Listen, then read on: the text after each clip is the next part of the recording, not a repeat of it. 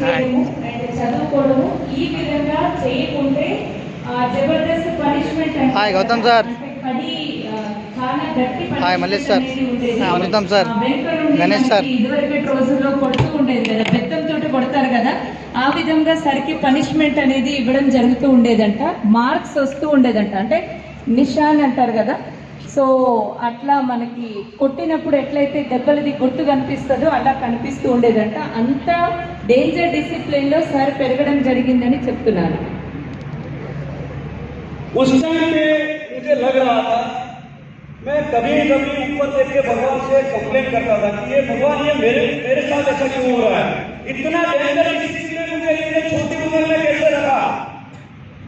लेकिन उस टाइम मुझे पता नहीं था, लेकिन आज मुझे पता चल रहा है कि every adversity has a seed of equal and greater success in it.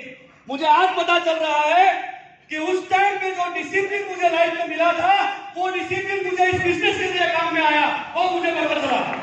उस टाइम में मुझे पता चल रहा था, उस टाइम में मुझे लग रहा था कि मैं गलत जगह पे फंसा हूं, लेकिन आज ये मेरे लिए वरदान बन गया. तो आपको भी जिंदगी में कभी चैलेंजेस आ रहे हैं, आपके लाइफ में भी कुछ उतार चढ़ाव आएंगे, आपके लाइफ में कुछ प्रॉब्लम आएंगे, चिंता मत करना. ऊपर वाला आपको चैलेंजेस दे रहा है, इसका मतलब है आने वाले टाइम में कुछ अच्छा होने वाला है.